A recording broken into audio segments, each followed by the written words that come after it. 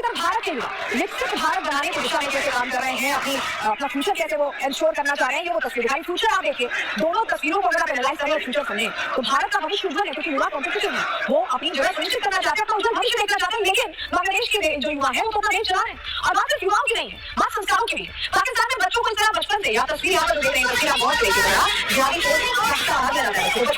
बच्चों के आगे नहीं होगी, कारतूस हमारी जाती है, उनके भविष्य के साथ ऐसा शुरुआत किया जाता है, बचपन में हथियार दे दिए जाते हैं।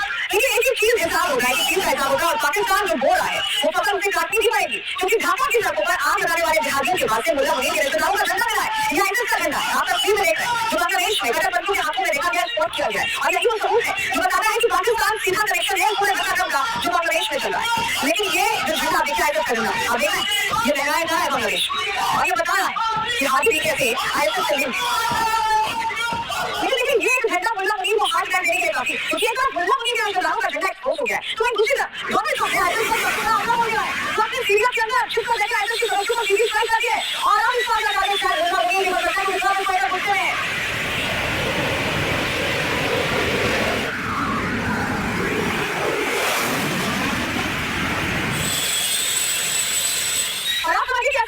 पूरी खबर आपको ग्राफिक्स के जरिए बता देते हैं। हाथी के समर्थकों ने आईएसआई का फ्लैग लहराया, हमने आपको तस्वीरों के जरिए दिखाया। बांग्लादेश में हिंसा के पीछे आईएसआई का हाथ है। अब आईएसआई के सबूत मिलने के बाद एक्शन होगा। आईएसआई समर्थकों का मुल्ला मुनीर से संबंध डिपोर्ट हो गया है। दूसरी तरफ डोनाल्ड ट्रंप आईएसआई के खिलाफ है। ट्रंप आईएसआई पर बड़े हमले कर रहे हैं। ऐसे में अगर मुनीर का आईएसआई से सीधा संबंध निकल के प्रूफ मिल रहे तो ट्रंप मुनीर के खिलाफ भी बड़ी कार्रवाई करेगी। अगर तो मुनीर की मुसीबत वाशिंगटन बनने वाला है, तो दूसरी तरफ डोनाल्ड ट्रंप ने पाकिस्तान को सुलझाने का प्लान भी तैयार कर लिया है। डोनाल्ड ट्रंप की दूरी में मुल्ला मुनीर ने अपनी सेना को खिलाफ चढ़ा दिया है, जहां डोनाल्ड ट्रंप का मुल्ला मुनीर की फौज से गाजा में मंजूरी कराने का प्लान है, और अमेरिका के विदेश मंत्री का कहना है कि अमेरिका के लिए मंजूरी करना भी मुनीर अपना सौभाग्य समझते हैं। आप बयान सुन लीजिए। We're very grateful to Pakistan for their offer to be a part of it, or at least their offer to consider being a part of it. I think we owe them a few more answers before we can ask anybody to firmly commit. But I feel very confident that we have a number of nation states acceptable to all sides in this who are willing to step forward and be a part of that stabilization force. And certainly, Pakistan is key if they agree to do so. Mulla Munir Trump के लिए मजबूत होकर ही रहा है, लेकिन इसका अंजाम क्या होगा? तो अभी 2 महीने पहले की आपको तस्वीरें दिखाया, ध्यान से देखिए, जहां लाहौर में बैठा साद रिजवी एक बार फिर लद्दाख के लड़ाकों को तैयार कर रहा है, और एक बार फिर लाहौर से लेकर रावलपिंडी को सुलझाने की तैयारी है, क्योंकि लद्दाख के लड़ाके हमेशा से गाजा में किसी तरह की दखल का विरोध करते रहे। सवाल है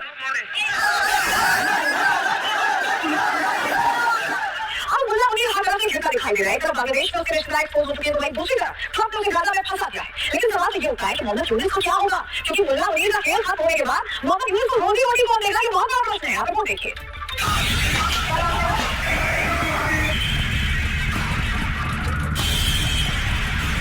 बांग्लादेश में भारत विरोधी मानसिकता वाला हादी तो खबर में दखल हो गया, लेकिन उसके बिहारी अभी बांग्लादेश की सड़कों पर कट्टरपंथी कदमताल कर रहे हैं। ये कट्टरपंथियों की पहचान बता देने वाला कार्यक्रम, जहां हादी के जनाजे पर जिहादियों का जमावड़ा लगा, इस जमघट का आयोजन करता कोई और नहीं बल्कि मुल्ला मुनीर है। रावलपिंडी से निकले कट्टरपंथी वायरस ने ढाका की गलियों को अपना गुलाम बना लिया।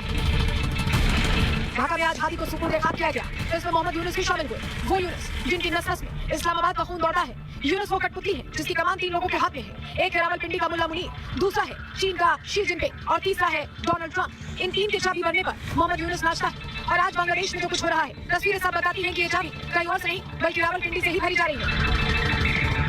शेख हसीना के खिलाफ ऑपरेशन ढाका चलाने के बाद यूनुस के हाथ में सत्ता की कमान आ गई, लेकिन बीते 1.5 साल में यूनुस ने बांग्लादेश को बर्निंग बांग्लादेश बना दिया, जहां बांग्लादेश के युवा धर्मांध में डूबे हुए हैं। कट्टरपंथ की कलम इनके हाथों में थमा दी गई है, और आश्चर्य देखिए, ये कलम पकड़ाने वाला मोहम्मद यूनुस खुद एक वक्त पर नोबेल पकड़ चुका है।